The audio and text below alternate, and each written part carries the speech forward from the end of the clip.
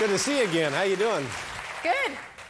5 years ago was the last time you were here. I know, time flies. Yeah, what have you been doing in 5 years? I've been here every night. I've been, I don't know, I've been carpool and... Taking care of the family. Taking care of the family, and we moved, and that was interesting. How many, first of all, in the family, when you're talking about the family, how many you got there? Well, there are the two kids, and myself and David, and lots of animals. All right. What kind of animals? Up until recently, we had some miniature donkeys, which we've relocated. Relocated? Yes. Right, you leave them on the freeway? No. But miniature donkeys, what They're is it? adorable. They're really, really cute, but they were biting the guests, and... Where can I get some? But... And we thought before we got sued, maybe it was time to... How tiny are the miniature donkeys? They're about the size of a big of the largest dog you've ever seen. Yeah. Maybe the height of a mastiff or something. What do you do with them other than keep them away from people? Not much. Yeah. So you get the kids. And they looked really depressed. They were looking depressed. So yeah. That's a bad sign when your pets start to look depressed. Yeah. What does that say? Good heavens. Yeah. So you and the family all was it a big move geographically speaking? It was. It was, and it was. I really underestimated what it meant to start all over. And we were a little bit like the Beverly Hillbillies moving into town because it was, of course, all of our furniture and everything went. No, it hadn't come yet, and so we piled the children and the animals in the car, and they were all in my car. And it was rats and tree frogs and dogs and cats and Good heavens. we didn't have the donkeys yet, or they would have been in there too. But so there we go. Did you move by choice, or were you asked to leave? Rats and tree frogs. I know, it was sort of. You could just see our neighborhood. Oh, here goes the neighborhood. You could when we were coming. So that and then of course we got lost. And I proceeded to get lost for the next year. Every time I left the house. Oh my, well, that's not good. No, it wasn't good. It became the big joke and I have this really great electric car, which I love. It's all electric. The problem is the only place to charge it was my house. So I'm just now beginning to drive that car again. Yeah, because you go out. I was too afraid I would run out of energy. You'd be lost, and Mom's gone. Will we ever see her not again? even like AAA. I mean, nobody could help me. But everything's more comfortable for you now?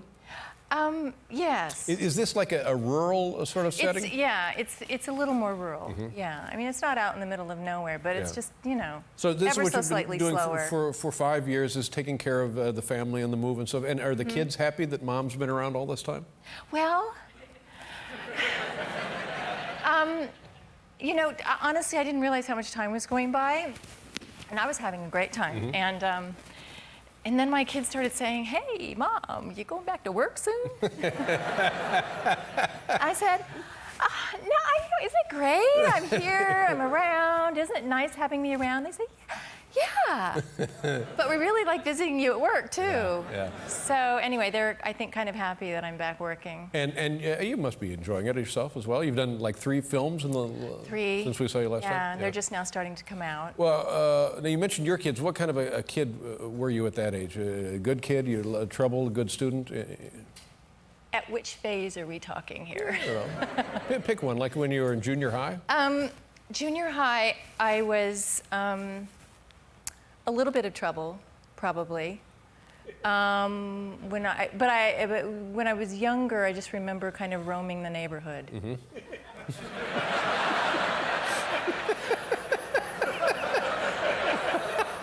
Well, I suppose as childhood memories go, it's not the worst thing you can have. It could be worse. It could be much worse. You just roamed the neighborhood. I did for about the first 12 years.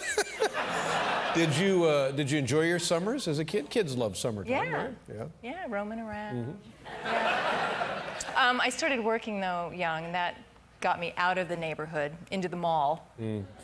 And I started working when I was about 14, I guess.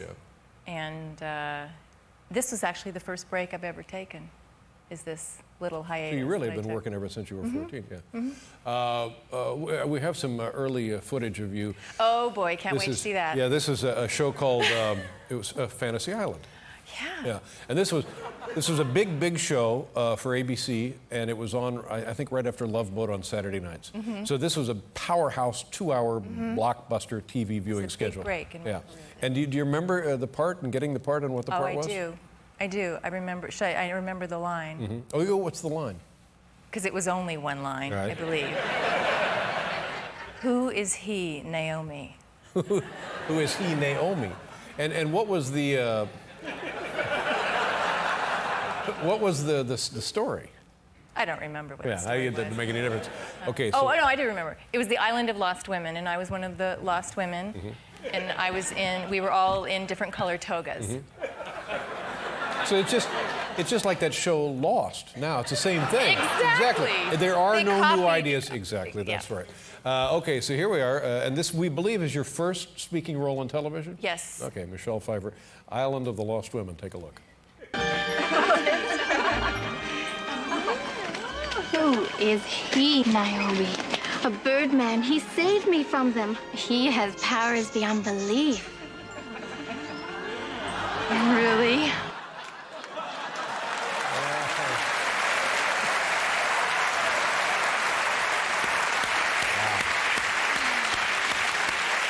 Remarkable. I'm such a good sport. Well, Aren't I I? gotta Actually, say, I always thought that toga was purple. I think that footage is so old that it's the color. that it's faded the and color it is used gone. to be purple.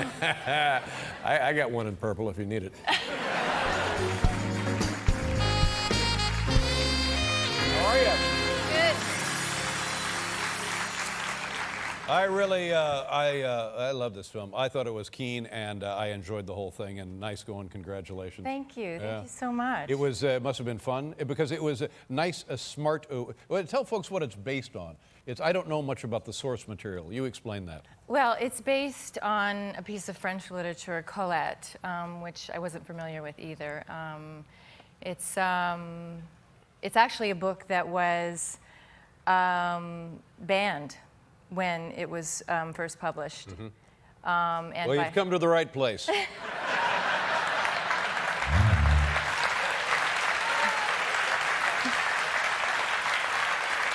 Yeah, I wasn't sure if that group of people out front were for me or for you. Well, they're certainly not for me, but they would be for you. But it seems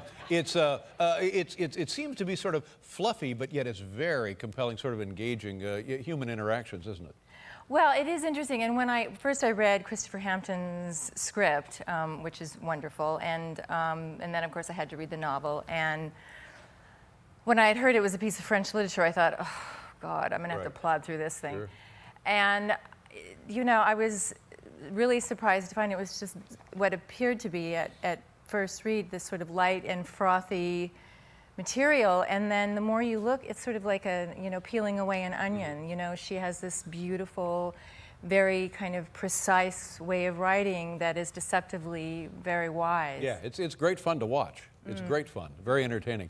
We'll talk about the movie a little more later. Tell me now about the kids. The kids are out of school, is that right? The kids got out of school on Friday, and summer doesn't really start. You know, I'm doing a lot of press at the moment, and Right. so our summer really starts next week. So they're waiting for mom to finish up with the press Waiting for junket? mom to finish her Yeah. business. What is that like? Is it nonstop? Is it around the world? Is it just the United States? Where do you go on these things? I've been kind of wherever you will let them take you. That's where I've been. I've been. We were in Berlin, and Oh, we opened Berlin. the Berlin Film Festival. What kind of things do people want to know? Well, interesting things. I was, you know, this character is, as they say in the beginning of the movie, coming upon, what do they say, a certain age or something, reaching a certain age. And so I turned 50 last year, Really? actually. 50 years old? I did, yeah, I'm Wow. 51 actually. 50.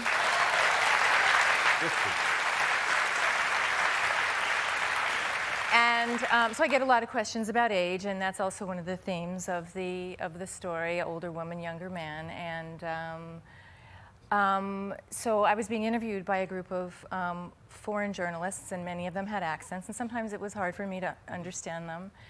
And I had one woman ask me, and I'm not making fun of her, this is really how she sounded. She said, so, tell me, how does it feel now to have an old and decrepit body?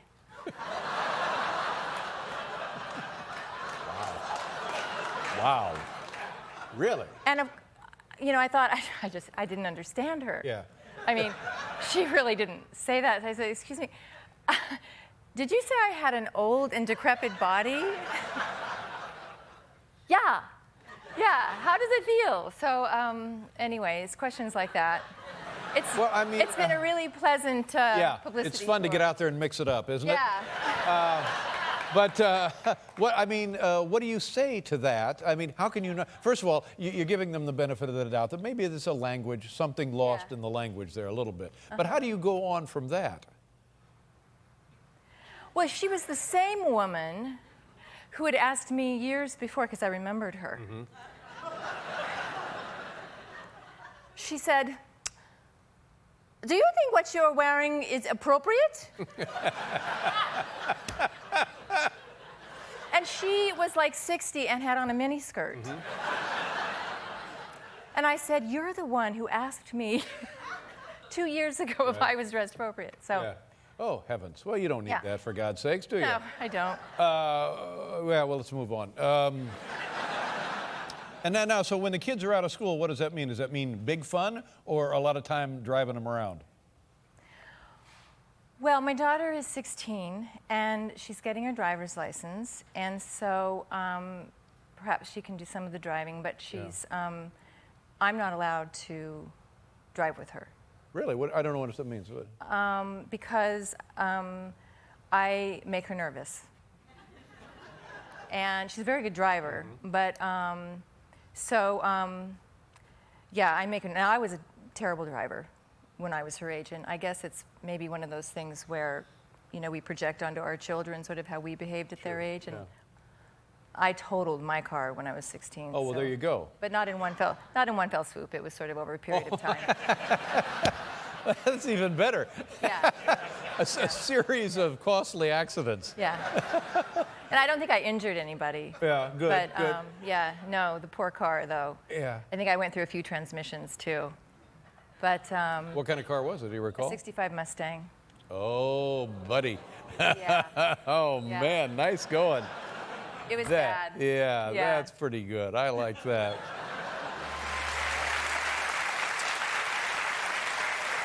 How long were you in Paris for the film? A couple of months. Is that great? Yeah, beautiful. Paris in the springtime. Can't beat that. No, that's pretty good, isn't Yeah. it? Yeah. Do you mind if we talk about an earlier film? Is this right that it was your second This is film? the part. This is about the time I start to get scared. No.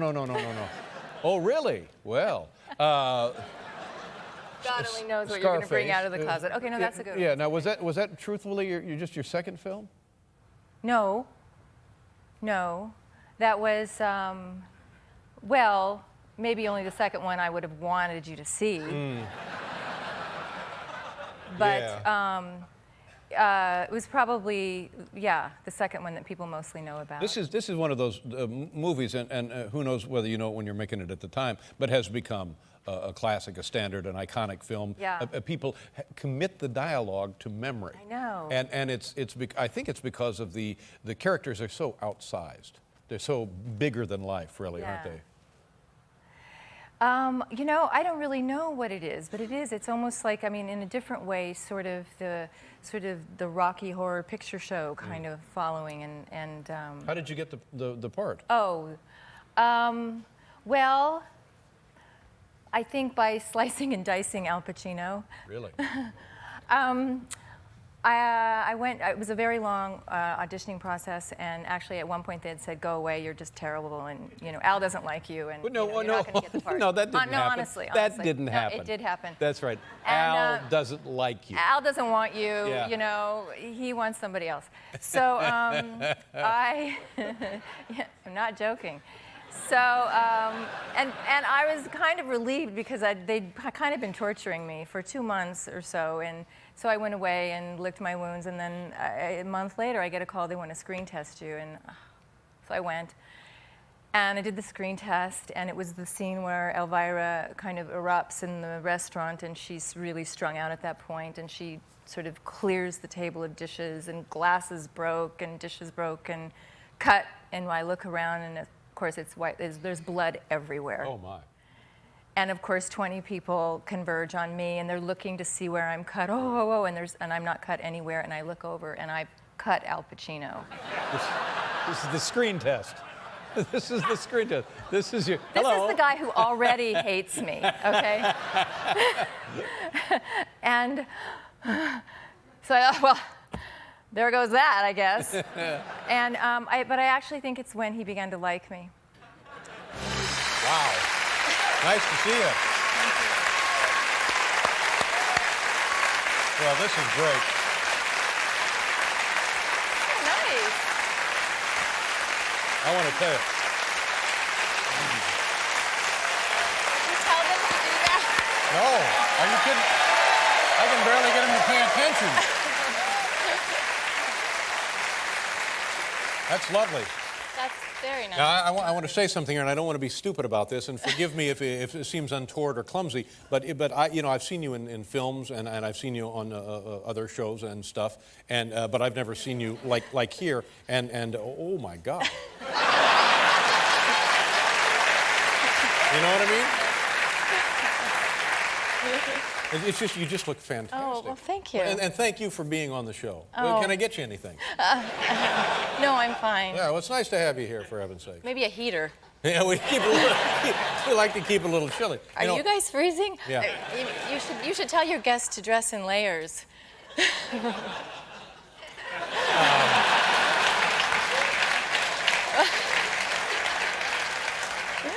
Now let's talk a little bit about things to try to break some ice here.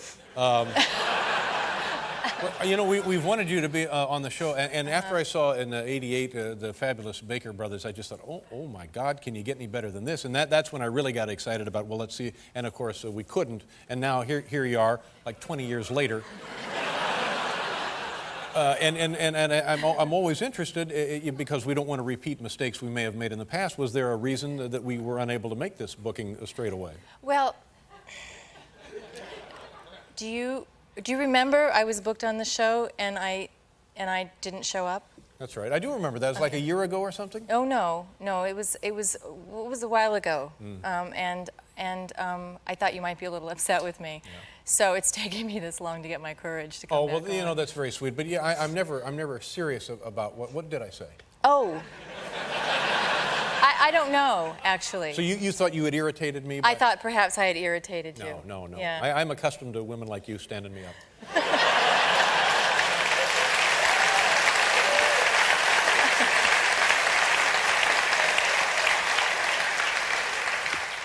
Let's talk about, did you have a nice Thanksgiving? I did. I had a fabulous Thanksgiving. Well, what did you do? I had, my whole family came over, and we had so much food, and everybody got along, and nobody was fighting, nobody was feuding, and it was really lovely. That sounds nice. Yeah. Well, good for you. And normally are there fights and feuds? Yeah. But that's the dynamic that I think makes families interesting, don't you? That We have a very interesting family. Yeah.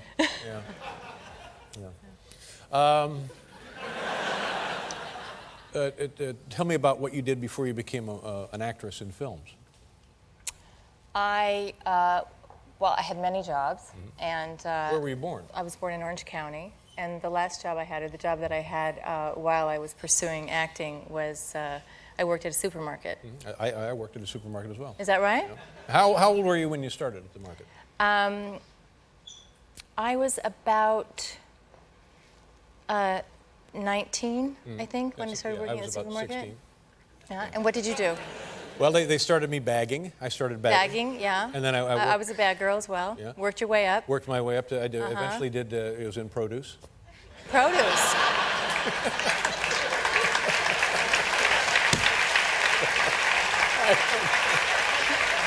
Yeah, produce, yeah. Wow. Yeah. I got I to never spray made it the to lettuce produce. and everything, yeah. Yeah. But it's a good experience, isn't it? Yeah. But weren't you a stock clerk at one point? Yeah, I stocked the shelves and everything. Uh-huh. Yeah. So could you tie the stem of a maraschino cherry with your tongue?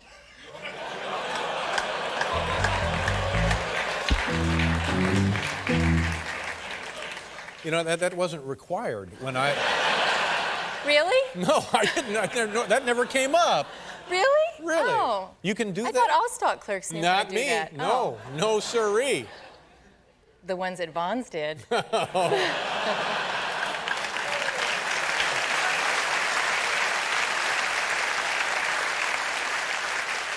At what point when you were working in the supermarket did you think, oh, maybe I could be an actress? Did you always think you could be an actress? Well, my mother did, given my dramatics as a child, but it may have been her comments that drove me to it.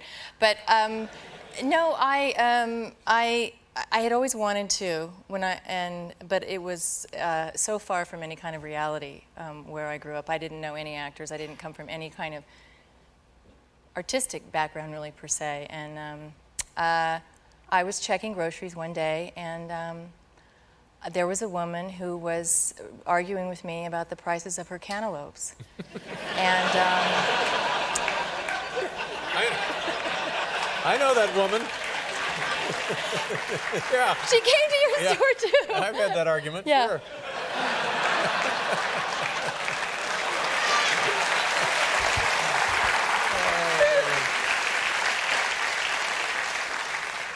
But I don't suppose she lived in Leisure World.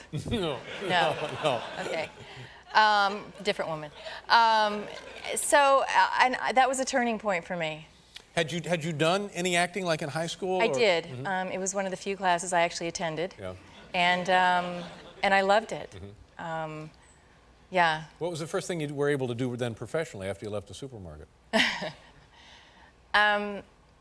Well, I think my first acting job was one line on Fantasy Island. Oh, Fantasy Island. Yeah. That used to be the thing with the plane Yeah. and the guy. Yeah. It was great. Yeah. You know what it was? Nothing. It was the guy, Paul, the guy. Tattoo. No, the guy. Ricardo Montalban. Yeah, that's right. Yeah. Yeah. Welcome to Fantasy That's right. Island. And what was your line? Do you recall? Who is he, Naomi? You know what else is that? Scarface. Man, that was an entertaining movie. Yeah. That's one of those where anytime you Light happen, one. oh boy, whenever you see like a glimpse of it when they run it on a cable outlet or something, it's just you're like there for the whole day. It became such a cult film. Yeah, very interesting. Yeah, very unexpected. Yeah, and the Baker boys, did you like doing that? I mean, I loved doing that movie. Baker brothers, Baker boys. Boys. Baker boys. Yeah. Yeah. I was going to just let it go. Yeah. But Thank you, I appreciate it. yeah, I loved making that movie, and I had actually read that script maybe 5 years prior to doing it. Is that right? Yeah, and you know, like many young filmmakers, you know, Steve had a hard time getting it made, and but I always I mean, that's a very kind of almost a once in a lifetime part. It's a lot of fun. Yeah. Yeah. You ever British get boys are great. You ever get yourself in a situation? It happens to me on a regular basis here, where you know there's something going on, but you just kind of put it in the back of your mind, and then you sort of pretend to forget about it, and then all of a sudden, oh God, it's this. You know what I'm talking about? Like in a script or something. It's called denial, Dave. Yeah. Yeah. Yeah. Does that ever happen? Like when you love something and you think, okay, but it's got this one thing, but I ain't gonna worry about it till. Yeah. Actually, that happens to me a lot. I have amazing powers of denial when I really, really want to do something, but there's something really, really scary in it. And you know, you read it, but it just doesn't quite penetrate. And Right. the piano scene was actually one of those moments in the scene. Thanks. But It's a kind of a do or die scene, and I didn't really think about it until the day came to shoot it, and I thought, I have to stand and sing on top of a piano in a red dress. I could look really foolish doing this, but fortunately, Steve just was, just said, trust me. Yeah, Steve had nothing to do with it. No. I'm telling you, believe me. No, but whoever Steve is, he had nothing to do with it. But You just look great. But it could, well, thank you, Dave. But it could have been real cornball, too, in the wrong hands. No, I understand. Sure, yeah. We have some videotape here, and we can show it. You're married to that TV guy, aren't you? Yeah, that guy. Yeah. It's David Kelly. He likes every program on television is David Kelly. Does that, after a while, get on your nerves? Oh, I'm Mr. TV. Look at me. I'm Mr. TV. Well, it seems to irritate you a bit. Well, yeah. Good. No, I know. Actually, he doesn't write all the time. Actually, we do see him. Yeah. And do you ever think, well, I'd like to be? Put me in. Are you ever on those shows? You've been on those shows. Oh, I snuck in one once. You sneaked on a show. Yeah, I sneaked on a show. It was Picket Fences, which I miss very much. And They used to be right here at CBS Friday nights. Picket Fences. Yeah.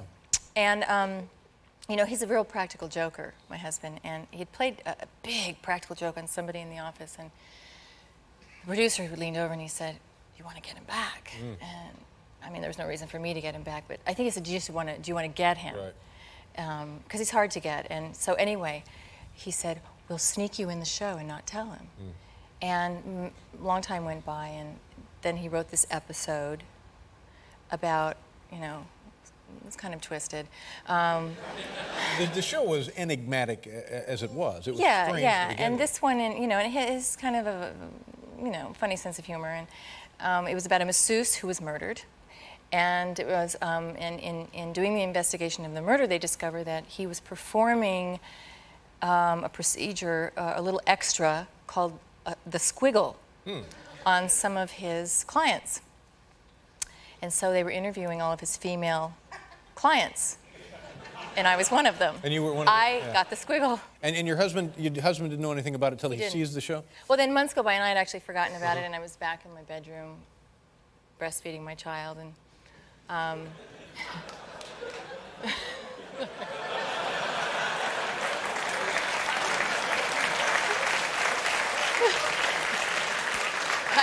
I can see that I have to watch myself. No, I just, I don't. I mean, apologize. it's a lovely image. I just didn't know if we were. It's perfectly natural and fine. I just didn't, I didn't. See, this is why I shouldn't do these shows. No, you're fine. Anyway, he came back and said, "Is there something you'd like to tell me?" There's really no punchline to the story other than we did get him. That's a great story. It doesn't get any better.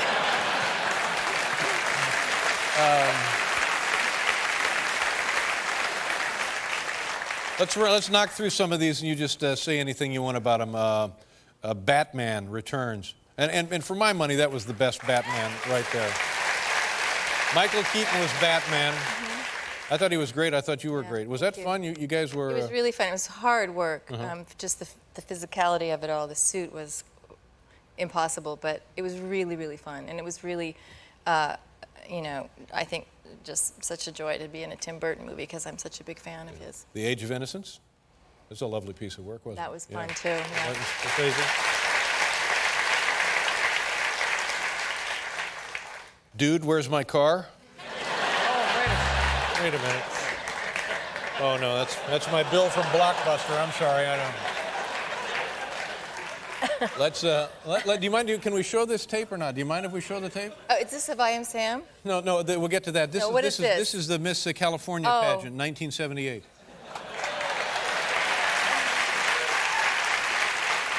What do you think? I'm game. Okay. You remember how old? You were just a kid, 1978, obviously. And were you Miss California? Sort of, yeah. No, not sort of. You either are or Well, you're it was a very confusing pageant. You can't pretend you're Miss California. Well, I don't even remember. Perhaps the videotape will provide us with a clue. Here we go, Miss California pageant, 1978. There are also oil paints. If you'd like to become an actress. Mexican food is her favorite, and Her measurements are 33, 24, 34. Wow.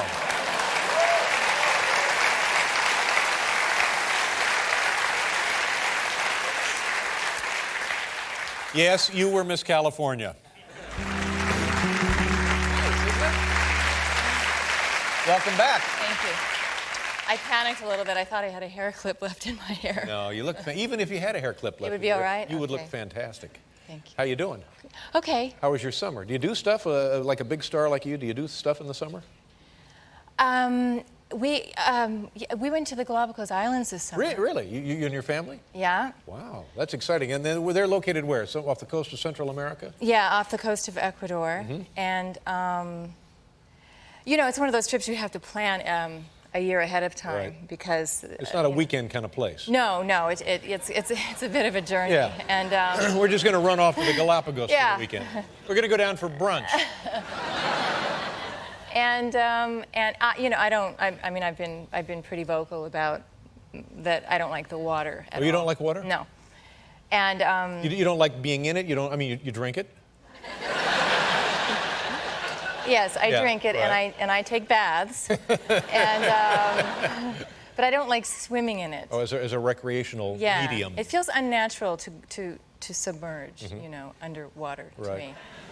It's not, you know, we're Now, not when- meant to do that. When you were a child, did your folks have you swimming lessons? Did you have like a little inflatable pool in the I think they backyard? just threw me in. Threw you That in, could yeah. explain things. I don't know. But so yeah, I mean, it was incredible. It's like going to the ends of the earth. But you know, And where do you stay when you're there? Well, on a boat, and that was interesting. And I had, you know how if you have, well, I don't know if if there's something that makes you anxious. Like for some people, for me, it's a lot of things. But you know, making public appearances and doing, you know, and you have a certain anxiety while course, in yes, anticipation of that's doing right. that. Well, I had a year of anticipating this trip. Oh, kind of looking forward to it with a bit of dread. some Yes, with a bit trepidation? of dread. Yeah. And you know, it's kind of always there. Yes. And so, but I have to say the islands were spectacular. But you sleep for 8 days on a boat, Right. and for 8 nights, I thought I was going to die. Because of what? Because of the constant motion? Because of the claustrophobic nature? Because everything's wet and gets rancid? Because there's not All a of the proper above. bathroom on the...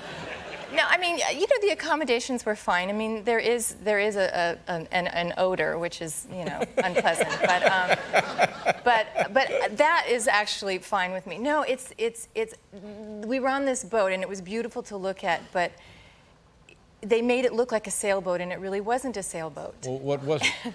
Well, apparently this is I don't know if this is a very interesting story. It used to be an old cargo ship that they decided to make into a sailboat. Oh, yeah. So they just put this enormous mast jutting up from the Right. middle, and with these sails that they never used Well, because it they didn't sounds do great. anything. It sounds fantastic, though. No, because... but at night, it had no stabilizers. Oh, no stabilizer. So at night, I mean, literally, I was like this, trying not to fall out of my bed. Yeah, but now you know I've spent some time on boats and I get seasick really You easily. do? Yeah, and everything's fine and then. Do you like to sail? Well, I thought I did. Yeah.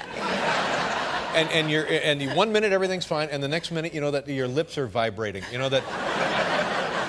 And then that's it, and then it never goes away till No. you get off the boat, and it's horrifying. It's horrible. But do you have a fear of boats, or do you just get sick? No, I want to be very clear on one point. I don't vomit. Ever. Well, when I was a kid with the flu, that kind of thing. But on boats, when I get sick, how it manifests itself is this vibrating lip thing. Can you demonstrate? Just like that. And it never leaves, and it's just horrible. But sleeping on a boat is, I would think, very easy. I mean, you go right out because of that constant rocking of the... No, it wasn't constant little rocking. This was like Oh, yeah. all night long. And literally, I was nearly thrown out of bed. What about the family? Did they enjoy the experience? Everyone else was fine. Nobody else seemed to have the same kind of, you know, intense. Did this fear ruin that the I trip had. to the Galapagos No, Islands? it didn't. And I have to say, it's a real tribute to how magnificent it is during the day, because every night I would think, I I cannot do this one more night. And I would scheme all night long while everyone else was sleeping on how I could get off of this boat. Wow. Wow, that doesn't And sound I almost like had it worked out Yeah. the night before we left, but you're just gonna like throw yourself overboard? I or had all kinds of abandon plans. ship? Yeah. But you must have seen great wonders of nature. yes. Like what kind of stuff? Well, it's incredible. You see species that are only there, and it's it's where the theory of evolution all started, and you really see evolution. You see iguanas that swim, which are only there, and you walk onto these islands, and it's like walking onto their kingdom, and it's so humbling, and they're just everywhere. They're just having babies and laying eggs, and they're not afraid of you. Do they have a nice gift shop? I don't know. I'm sorry. I just don't know what's the matter with that. I don't know. Michelle Pfeiffer is here. Bon Jovi will be back out in a little bit. Now, tell us, if you don't mind, about some Hollywood acting stories. Tell us some early Hollywood, you looking for work, audition Hollywood acting stories. Oh. Do you do that? Do people, Well, you go audition, you go read for a yeah. part? Is that still how it's done? Yes, it is how it's done. And I think the worst experience I had auditioning was when I auditioned for Scarface. And That was like your second film, is that right?